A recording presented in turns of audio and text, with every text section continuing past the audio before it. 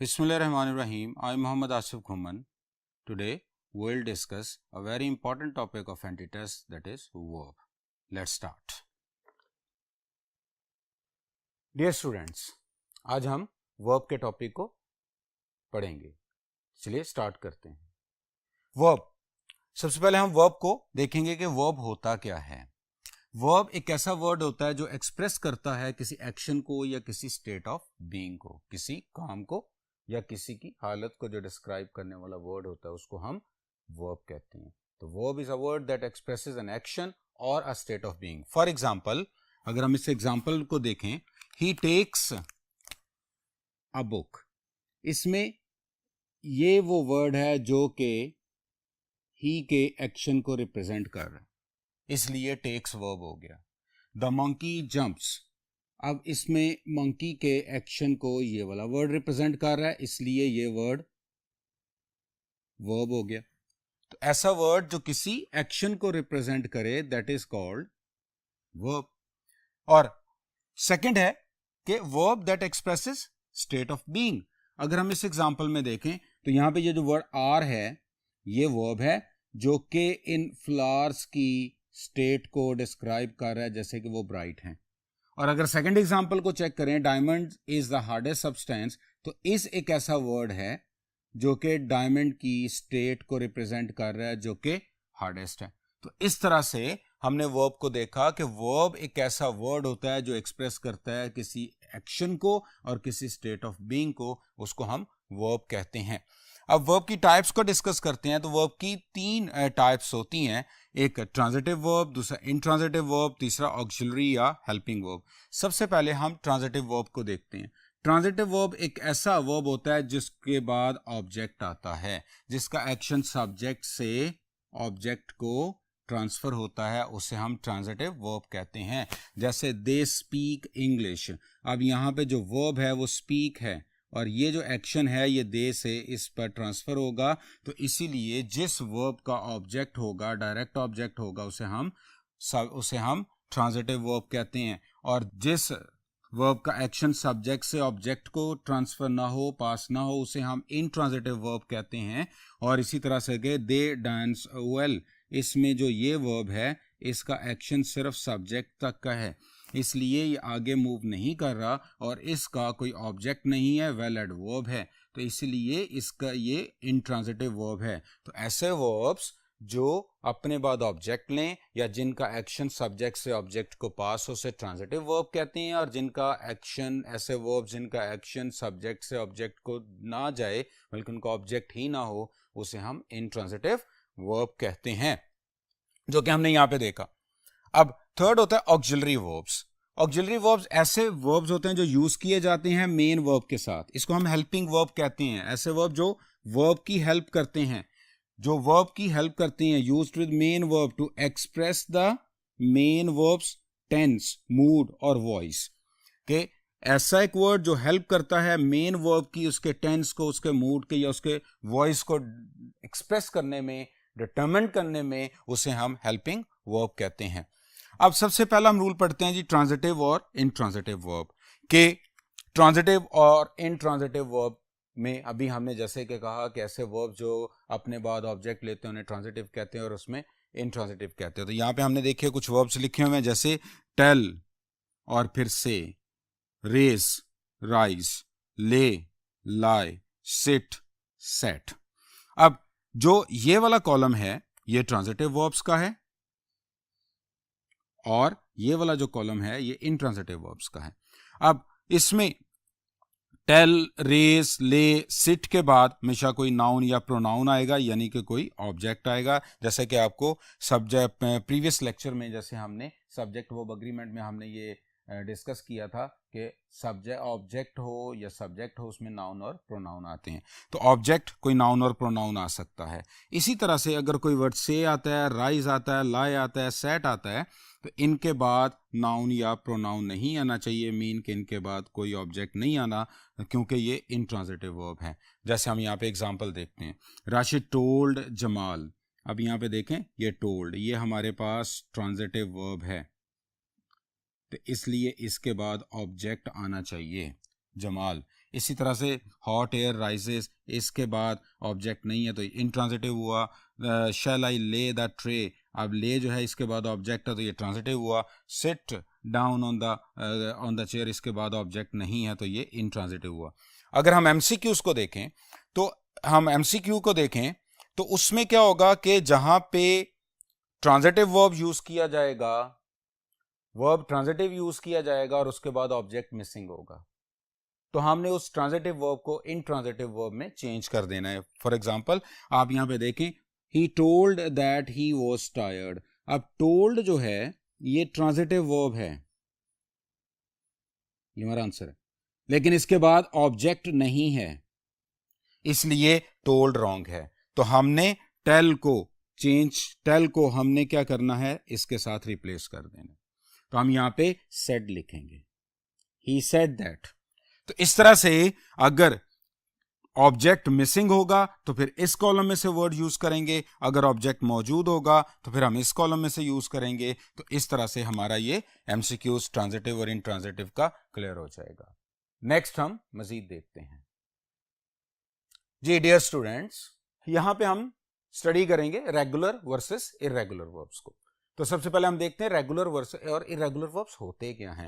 Irregular verbs और regular verbs में ये होता है कि जब इर्रेगुलर वर्ब्स ऐसे वर्ब्स को कहती हैं जिनकी सेकंड और थर्ड फॉर्म डी और ईडी वाले पैटर्न से नहीं बनती, बल्कि उनके अपने वर्ड्स को चेंज करके सेकंड और थर्ड फॉर्म बनाते हैं। और अगर कोई वर्ब अपनी सेकंड और थर्ड फॉर्म डी और ईडी वाले पैटर्न से बनाएगा तो उसको हम रेगुलर वर्ब या वीक वर्ब कहेंगे। इर्रेगुलर वर्ब्स को स्ट्रॉन्ग वर्ब्स भी कहते हैं और रेगुलर वर्ब्स को वीक वर्ब्स भी कहते हैं। फॉर एग्जांपल ये एक है वर्क, इसकी सेकंड फॉर्म हमने ईडी लगा के, थर्ड फॉर्म ईडी लगा के बनाई, तो इसका मतलब है कि ये एक रेगुलर वर्ब हुआ। और गो, वेंट, गॉन तीनों वर्ड्स चेंज हो रहे हैं तो ये इर्रेगुलर वर्ब है। अगर डी और ईडी लगने से सेकंड और थर्ड फॉर्म बन जाए वो रेगुलर वर्ब है, और अगर डिफरेंट मेथड से, डिफरेंट वर्ड से बने तो फिर वो इर्रेगुलर वर्ड्स होते हैं।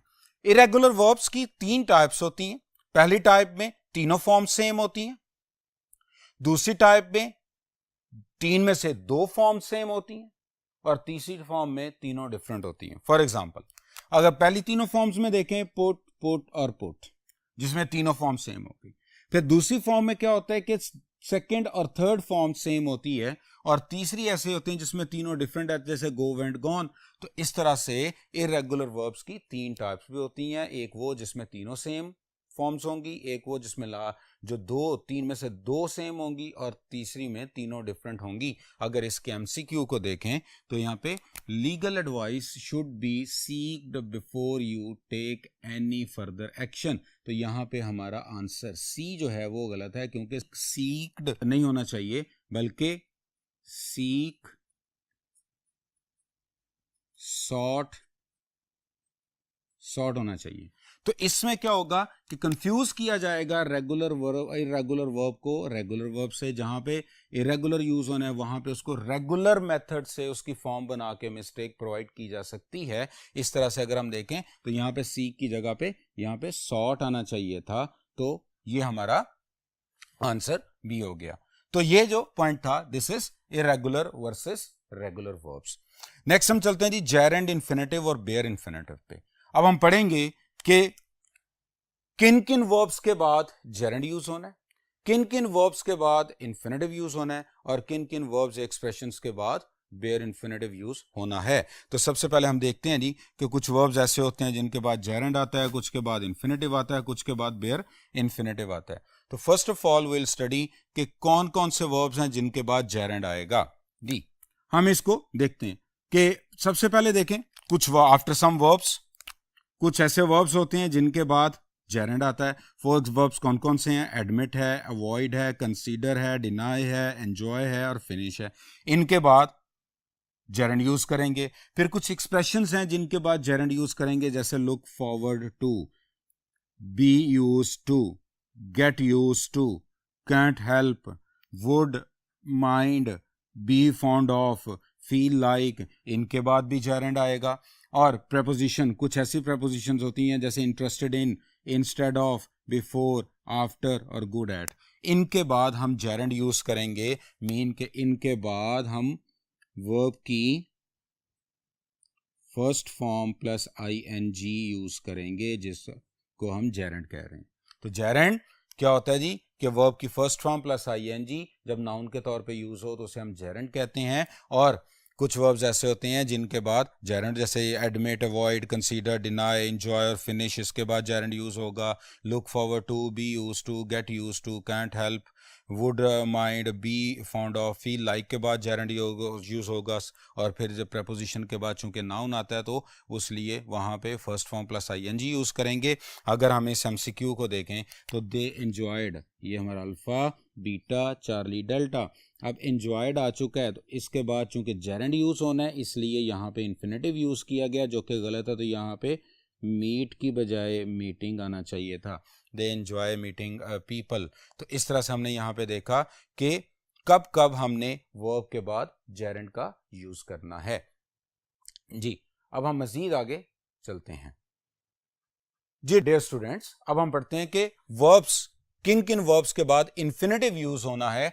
तो सबसे पहले हम देखेंगे कि आफ्टर सम एडवर्ब्स और एडजेक्टिव्स, जैसे ग्लैड है, प्लीज्ड है, इनफ है, टू है, इनके बाद इन्फिनेटिव यूज किया जाता है। आफ्टर सर्टेन वर्ब्स जैसे agree, appear, choose, learn and so on, तो उसके बाद वर्ब इन्फिनेटिव यूज किया जाता है। फिर ऐसे तमाम वर्ब जो किसी फ्यूचर इवेंट को रिप्रेजेंट करें, जैसे वांट है, होप है, डिसाइड है, प्रॉमिस है या प्लान है, इसके बाद भी इन्फिनेटिव यूज किया जाता है।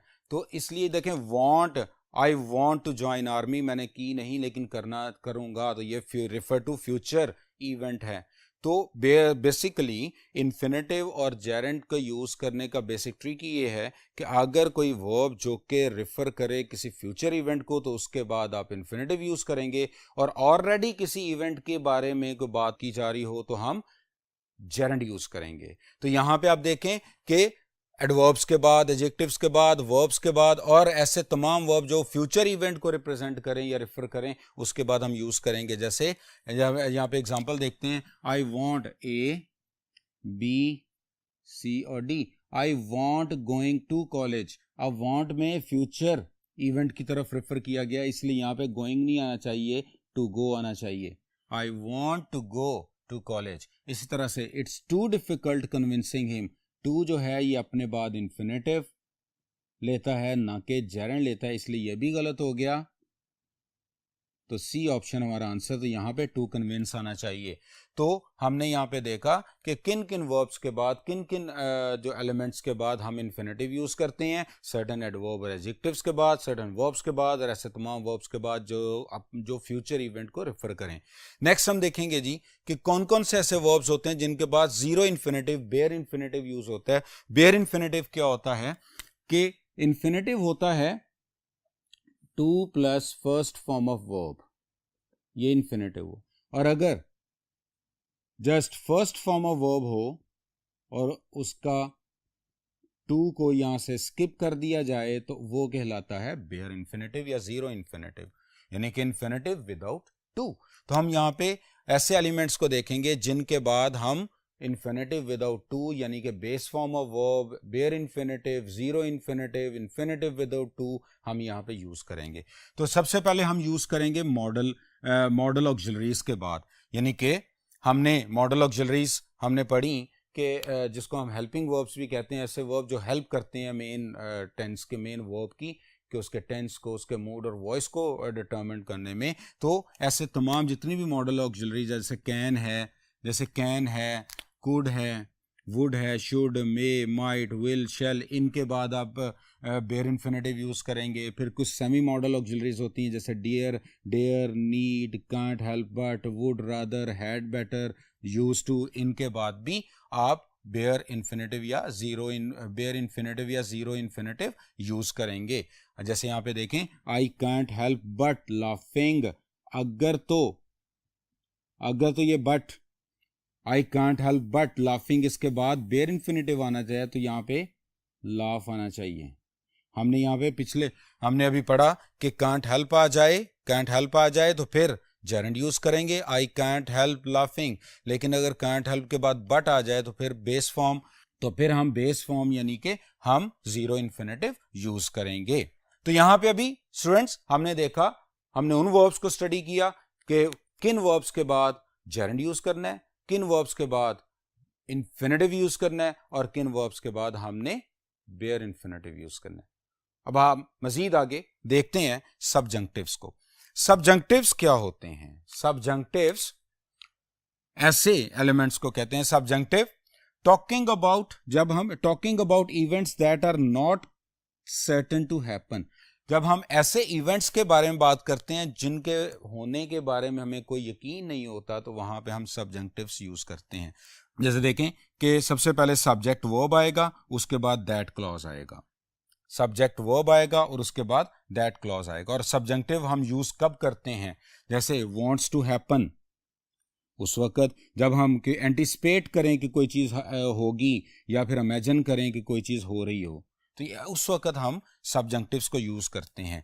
तो इसकी आइडेंटिफिकेशन क्या है कि जो सब्जेक्ट वर्ब दैट क्लॉज से पहले अगर रिकमेंडेड, इंसिस्ट, डिमांड, अर्ज, आस्क, सजेस्ट आ जाए, तो दैट क्लॉज के बाद दो चीजों का ख्याल रखना है। सबसे पहले कि शुड यूज नहीं होना चाहिए, शुड यूज नहीं होना चाहिए। और जो वर्ब यूज होगा उस वर्ब के साथ ना एस और एस यूज हो, उस वर्ब के साथ ना डी और ईडी हो, उस वर्ब के साथ ना आईएनजी हो, उस वर्ब के साथ ना टू हो, बल्कि वो वाला verb base form of verb यानी कि बेयर इन्फिनेटिव हो, उसे हम यूज करते हैं।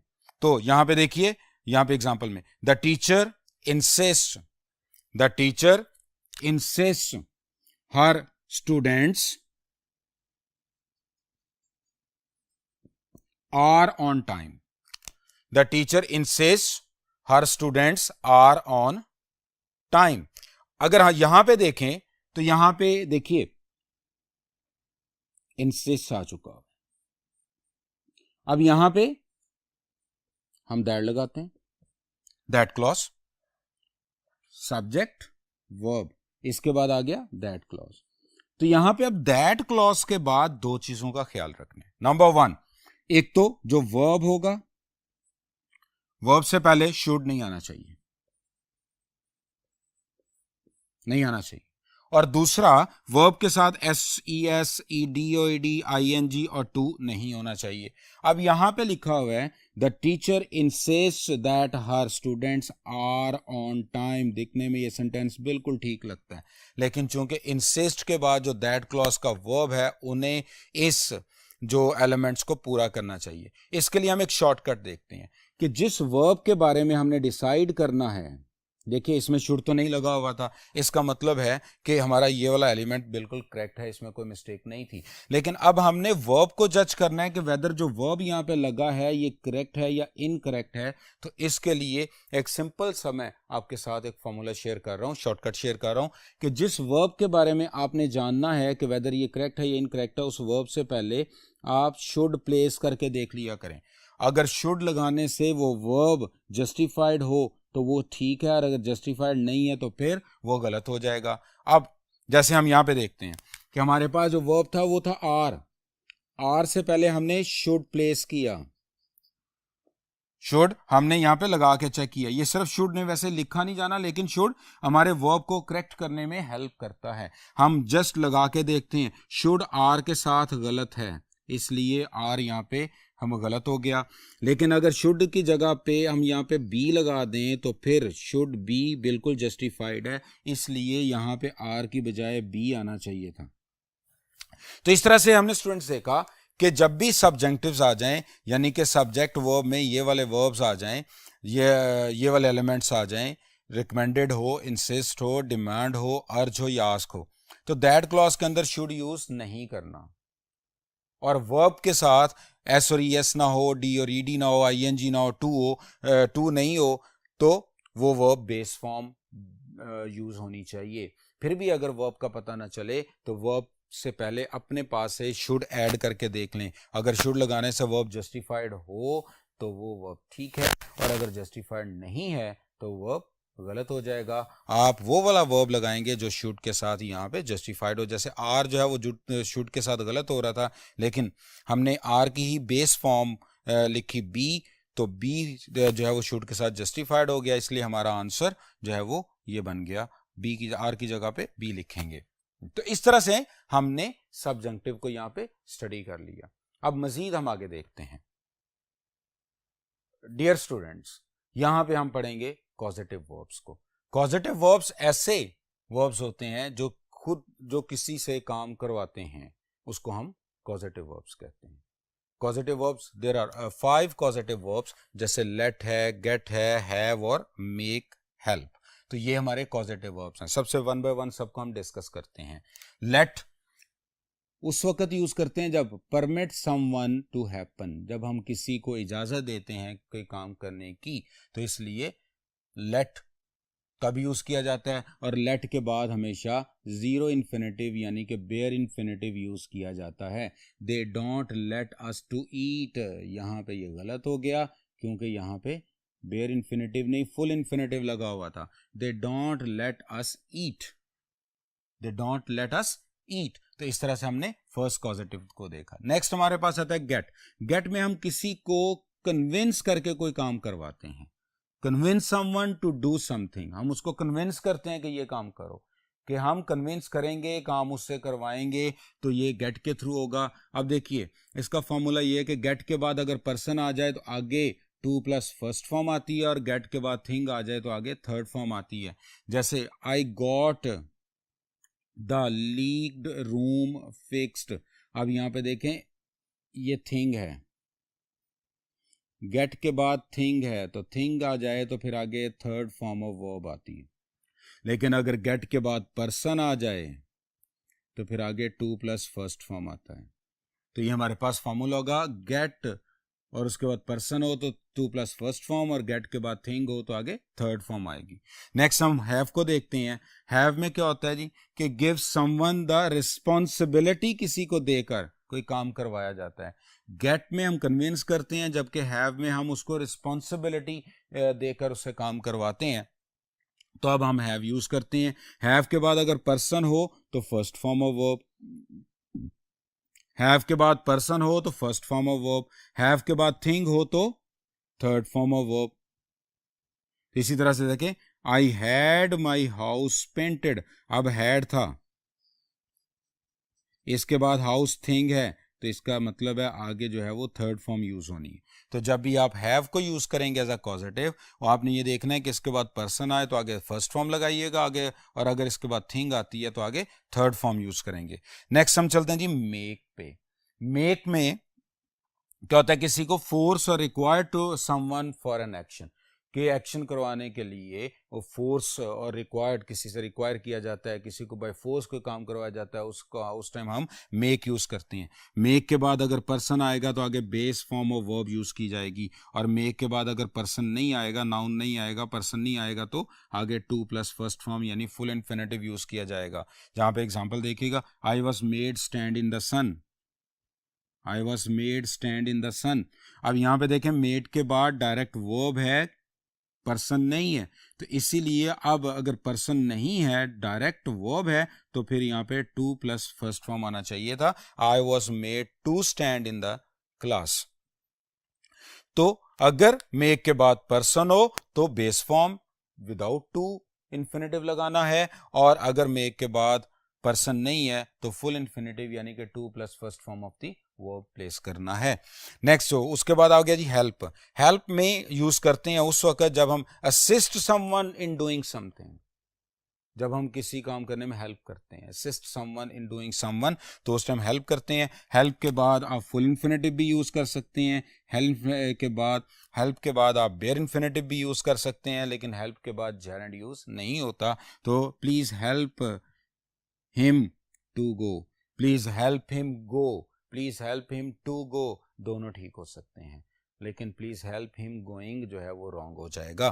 तो इस तरह से हमने यहाँ पे कॉजेटिव्स को देखा कि कॉजेटिव में 5 कॉजेटिव्स होते हैं। लेट के बाद जीरो इन्फिनेटिव यूज होता है, गेट के बाद अगर पर्सन आ जाए तो टू प्लस फर्स्ट फॉर्म होगी, और अगर थिंग हो तो थर्ड फॉर्म ऑफ वर्ब होगी। इसी तरह से हैव के बाद अगर पर्सन आ जाए तो फर्स्ट फॉर्म है, और हैव के बाद थिंग आ जाए तो थर्ड फॉर्म है। मेक के बाद अगर पर्सन आ जाए तो फर्स्ट बेस फॉर्म लगानी है यानी कि जीरो इन्फिनेटिव लगाना है, और मेक के बाद अगर पर्सन नहीं है तो फिर फुल इन्फिनेटिव लगाना है। अगर हेल्प के बाद चाहे आप इन्फिनेटिव लगा लें या बेयर इन्फिनेटिव लगा लें, दोनों करेक्ट हैं। इस तरह से हमने यहाँ पे कॉजेटिव को डिस्कस किया। अब हम मजीद आगे देखते हैं जी वर्ब फॉर्म्स को। यहाँ पे हम कुछ टेंस को डिस्कस करेंगे और उसकी एक शॉर्ट चार्ट को डिस्कस करेंगे जिसके थ्रू हम उसके हेल्पिंग वर्ब और वर्ब्स को डिफाइन करते हैं। देखिए, सबसे पहले हम एस्पेक्ट्स को देखते हैं कि इसके 4 एस्पेक्ट्स होते हैं, इंडेफिनिट, कॉन्टिन्यूअस, परफेक्ट और परफेक्ट कंटिन्यूअस। और हमारे पास प्रेजेंट, पास्ट और फ्यूचर है।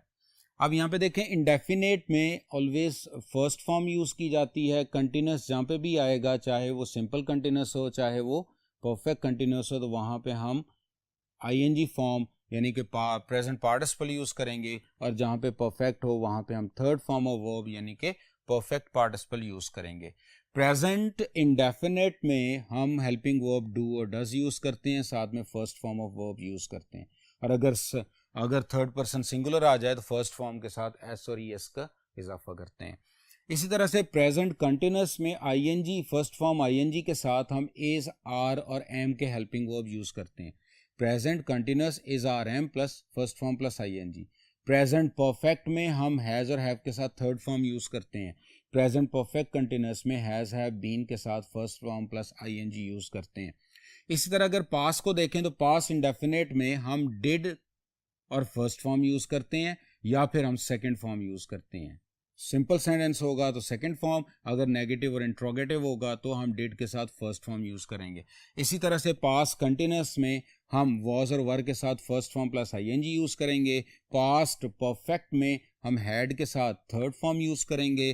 पास्ट परफेक्ट कंटिन्यूअस के साथ हम हैड, बीन और फर्स्ट फॉर्म आईएनजी यूज करेंगे। देन हम फ्यूचर को देखते हैं। फ्यूचर इंडेफिनेट में हम विल शैल के साथ फर्स्ट फॉर्म को यूज करेंगे। फ्यूचर कंटिन्यूअस में विल शैल बी के साथ आईएनजी फर्स्ट फॉर्म यूज करेंगे। फ्यूचर परफेक्ट में विल शैल हैव के साथ थर्ड फॉर्म यूज करेंगे। और फ्यूचर परफेक्ट कंटिन्यूअस में विल शैल हैव बीन के साथ first form plus I N G use करेंगे। तो ये हमने एक शॉर्ट चार्ट देखा जिसमें हमने प्रेजेंट, पास्ट और फ्यूचर के टेंस को उनके ऑल एस्पेक्ट्स के साथ देखा कि उनमें कौन कौन सी फॉर्म यूज होती हैं और कौन कौन से हेल्पिंग वर्ब यूज होते हैं। नेक्स्ट हम चलते हैं जी इन्वर्जन पे। इन्वर्जन कहते हैं reversal of normal word order in a sentence. कि एक सेंटेंस के अंदर सम टाइम एम्फेसिस के लिए हम वर्ड ऑर्डर को चेंज करते हैं, वर्ब को या हेल्पिंग वर्ब को सब्जेक्ट से पहले प्लेस करते हैं, जिससे उस वर्ड में स्ट्रेस एलिमेंट जो इन्हांस कर जाता है। तो हमने दो तरह के इन्वर्जन्स होती हैं, सब्जेक्ट और वर्ब की इन्वर्जन होती है कि वर्ब सब्जेक्ट से पहले लिखा जाता है, या फिर सब्जेक्ट और हेल्पिंग वर्ब की इन्वर्जन होती है यानी कि हेल्पिंग वर्ब सब्जेक्ट से पहले लिखा जाता है। तो अगर हम ये देखें कि हमारा सेंटेंस अगर नेगेटिव जो एडवर्बियल एक्सप्रेशन से स्टार्ट हो, लाइक हार्डली, यानी कि हमारा अगर सेंटेंस नेगेटिव एक्सप्रेशन से स्टार्ट हो यानी कि hardly, scarcely, seldom, never, no sooner, not only, here, there, rarely, under no circumstances, in no way, अगर इनसे स्टार्ट हो तो हमने क्या करना होता है, हमने इन्वर्जन करनी होती है। यानी कि जो हमारे पास होता है सेंटेंस ऑर्डर वो होता है सब्जेक्ट, वर्ब और हेल्पिंग वर्ब और ऑब्जेक्ट। लेकिन जब हम इन्वर्जन करते हैं तो इन्वर्जन में जो नॉर्मल वर्ड ऑर्डर है उसको रिवर्स किया जाता है, यानी कि हम वर्ब और हेल्पिंग वर्ब को सब्जेक्ट से पहले प्लेस कर देते हैं और देन ऑब्जेक्ट लिखते हैं। तो इस तरह से ही होती है। जैसे कि आप इस एग्जांपल में देखिए, अंडर नो सर्कमस्टेंसेस, हमारे नेगेटिव एक्सप्रेशन से सेंटेंस स्टार्ट हो रहा है, तो हमने देखना है कि जो वर्ब है या हेल्पिंग वर्ब है क्या वो सब्जेक्ट के बाद लगा हुआ है या पहले लगा हुआ है। तो अगर हम यहाँ पे देखें तो हमारे पास जो मॉडल ऑक्सिलरी थी वो कैन थी, कैन। अब कैन, वी कैन, और ये सब्जेक्ट था और ये मॉडल है। तो अब हमने देखा कि सब्जेक्ट के बाद मॉडल है, ये तो नॉर्मल ऑर्डर है, जबकि अंडर नो सर्कमस्टेंसेस के आने से हमें रिवर्स ऑर्डर लगाना है यानी इन्वर्जन करनी है। तो इसलिए ये होना चाहिए था can we. Under no circumstances can we accept this cheque. तो इस तरह से जब भी नेगेटिव एक्सप्रेशन से वर्ड स्टार्ट हो, hardly, scarcely, seldom, never, no sooner, not only, here, there, rarely, under no circumstances, no way, तो हमने सबसे पहले अपने वर्ब को और हेल्पिंग वर्ब को सब्जेक्ट से पहले प्लेस करना है, जिसको हम इन्वर्जन कहते हैं। तो डियर स्टूडेंट्स, यहाँ पे हमने वर्ब्स के तमाम एस्पेक्ट्स को डिस्कस किया, जिसमें सबसे पहले हमने डिस्कस किया ट्रांजिटिव और इनट्रांजिटिव वर्ब्स को, फिर हमने रेगुलर और इर्रेगुलर वर्ब्स को डिस्कस किया, फिर हमने देखा कि किन किन वर्ब्स के बाद जेरेंड यूज़ करते हैं, किन किन वर्ब्स के बाद इन्फिनेटिव यूज़ करते हैं, और बेयर इन्फिनेटिव किन वर्ब्स के बाद और एक्सप्रेशंस के बाद यूज़ किया जाता है। उसके बाद हमने फिर सब्जंक्टिव्स को डिस्कस किया, फिर हमने कॉजेटिव्स के बारे में डिटेल से हमने देखा कि कितने होते हैं कॉजेटिव्स और उनको कैसे यूज़ करना है और उनके बाद कौन कौन सी फॉर्म ऑफ वर्ब्स आनी है, और फिर हमने वर्ब की जो फॉर्म्स का एक छोटा सा चार्ट के ज़रिए हमने उसको समझने की कोशिश की, और एंड पे हमने इन्वर्जन देखा जिसमें हम नॉर्मल वर्ड ऑर्डर को रिवर्स कर देते हैं। तो इस तरह से हमने तमाम जो वर्ब के एस्पेक्ट्स थे उनको कम्प्लीटली डिस्कस किया। उम्मीद है कि आपको वर्ब का टॉपिक क्लियर हो गया होगा। अब नेक्स्ट इंशाल्लाह इसके टेस्ट को डिस्कस करेंगे और उम्मीद करेंगे कि उसमें आप अच्छा स्कोर करेंगे। अल्लाह हाफिज़।